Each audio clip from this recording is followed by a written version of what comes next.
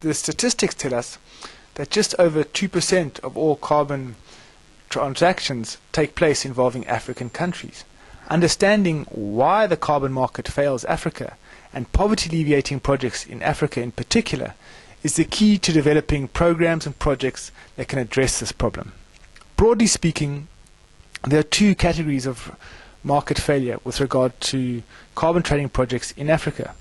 The first involves institutional failings. Many African countries do not have a registered and functional designated national authority, DNA, which makes it impossible for them to do CDM projects and forces them to do all their projects through the voluntary market. This rules them out of a whole category of carbon trading opportunities. The second institutional problem relates to the availability of information in Africa. To conduct a successful carbon trading project, one requires a volume of quite detailed information, and accessing this information in Africa can be very difficult. This is particularly true of project monitoring and verification of actual tons of carbon dioxide reduced. This can be a difficult and often very costly process in Africa and makes the implementation of these projects relatively more difficult.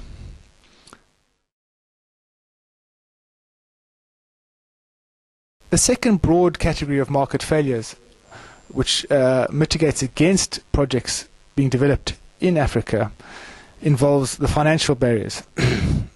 Many African countries still have quite cheap and even subsidized energy, fossil fuel powered energy, fueling their economies.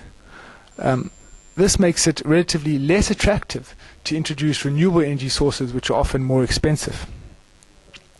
On top of that, the cost of getting designated operating entities, or DOEs, to travel to African countries and to verify projects, and indeed to gather all the information that's required to verify projects, is often exorbitant and massively increases the transaction costs associated with conducting a carbon trading project in Africa.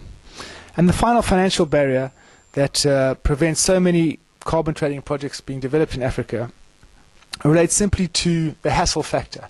That involves the time taken to do a project, the time taken to mobilize institutions, and the time taken to consult with communities and stakeholders adequately in order to ensure a successful project. A combination of language barriers, infrastructure deficits, and lack of information means that the hassle factor and associated cost is disproportionately higher in African countries.